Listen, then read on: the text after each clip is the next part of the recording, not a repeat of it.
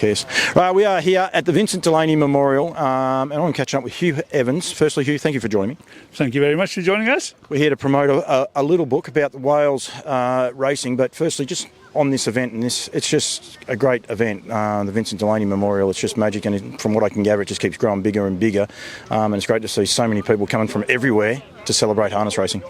Definitely. That's one thing they have done, is draw people from all over the world to show that we have harness racing in Britain, which a lot of people don't realise, you know. So that has been a big step forward in that it's taken the sport, you know, to a wider audience as far as we're concerned. Oh, and it's a celebration of harness racing, and it doesn't matter where you are, anywhere in the world. If you can celebrate harness racing, we're on the right track, I believe, anyway. Well, we've made so many friends in harness racing. You know, I haven't actually been to Australia. I've been to New Zealand 3 times, driven a winner in New Zealand.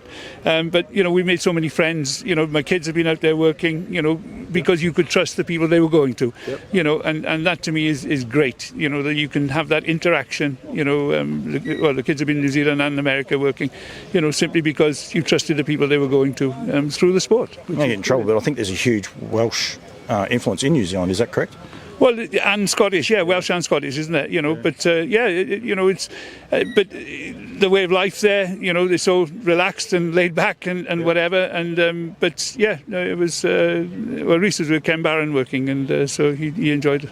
I went to Ken's just actually not that long ago. He's a great man.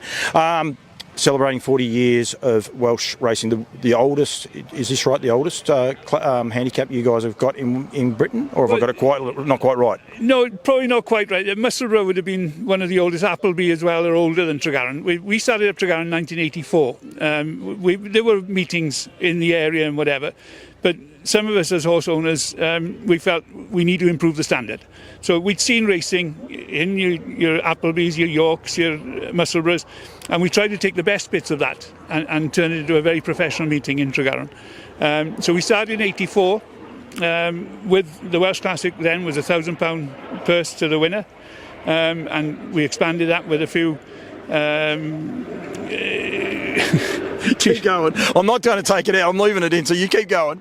That's my brother-in-law, so you're on it. But we got the TV there, you know, and we got the sport up and running, to be quite honest. And you know, so there are older meetings around. We don't, you know, say that we're the oldest meeting, but by now we're probably, I would say, one of the best. Yeah. This book's a celebration. It's actually written by Gwen. Is it Gwennon? Gwennon Thomas. Yes. She was actually going to stand guard so no one walked across the camera. She's done an ordinary job of that. The book is outstanding. It is. It's a top quality book. You know, and fair play to her. I asked her back in October last year, you know, would she write a book on the 40 years? And she said yes straight away. But I think regretted it down the line because of the amount of work. But she's done a lot of research. She takes racing back to 1886, I think, in Tregaron. So, you know, it really, she's done a lot of work on it and done it year by year. And so anybody who's had a horse running in Tregaron in the last 40 years, you will be in there and your horse will be in there, which is great. I read it in one night. I did the proofread on it. I started about 9 o'clock one evening, finished at 3 o'clock in the morning. You know, it really was, it just dragged you through the book. But the memories it brought back were superb. And, you know, not just my own horses, but every other people that, and there are some anecdotes in there, you know, of the silliness that's gone on with the race meeting that we've all seen in the bar afterwards or whatever, you know. But that's there, and it really is a good walk through history.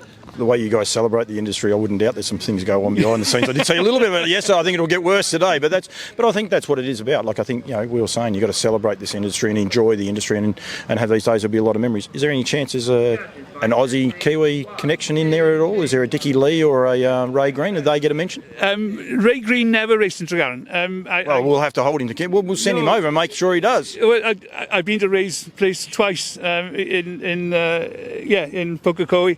You know, Ray Green, I used to work with Ray Green when he was in London back in the early 80s. I don't think he raced in Tregaron. He'd have probably left. We started 84. I came back from London 84. Yeah, he'd probably just about gone then. But Ray Green and I go back a long way actually. And I'm glad, you know, really he had a nasty kick last year sometime. I'm glad he's come through that all right. And so still as witty as ever. Don't worry about that. Really, very dry humour. Very, very dry humour.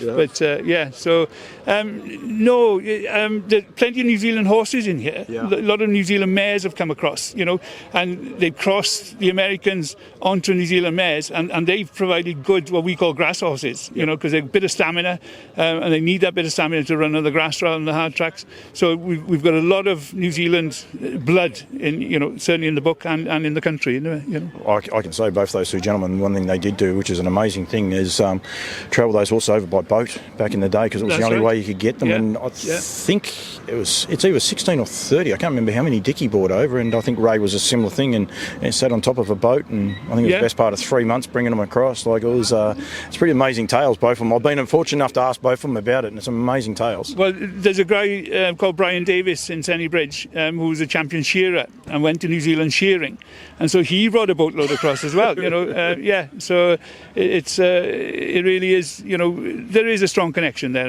You know, and Bob McArdle came across. He was in the races with us back in the middle 2008, 2009. Bob had, I remember him coming to our house for supper, and then when we went back to New Zealand, I went to his place for supper. You know, so again, that's the camaraderie in the sport. And you know, it's. Gwennon said there before she's got two favourite ones. Hutchie, of course, Hutchie's been there. I've got no doubt he wasn't the life of the party. He would have been the meek little man that sat back at the back and didn't say too much. I'd imagine. But Andrew Kelly, but Anthony Butt's got a great. You know, it's cool how many people do come across here and are aware what's going on. Anthony, we met in VDM. He was over about 6 or 7 years ago in VDM, and is it his daughter this year? This time, you're the first one. You're the first one that's got it right. I'll tell you. Yeah, that's So you know, and Double D was with us about 7 or 8 years ago. You know, spent an evening with him. Drinking far too much, but he's gone on. You know, he's just become, you know, phenomenal, hasn't he? You know, so but that's great to see again. You know, that these guys are willing, you know, to come across and spend a little holiday. You know, whether it be in Ireland or Wales or England as we are now.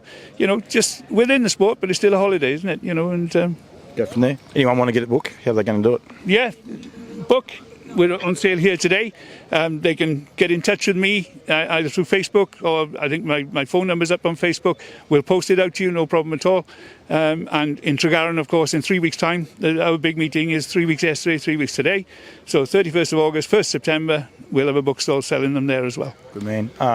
If you've got a Facebook page for that, so they can get in touch, I might tag it into it, and we'll go from there. Tregaron Talking has got a Facebook page. Thank you very much, Gwennon. Well done for the book. Bad job of orchestrating the people. You did a very ordinary job of that, but that's okay. She sits back and watches it. She'll be fine.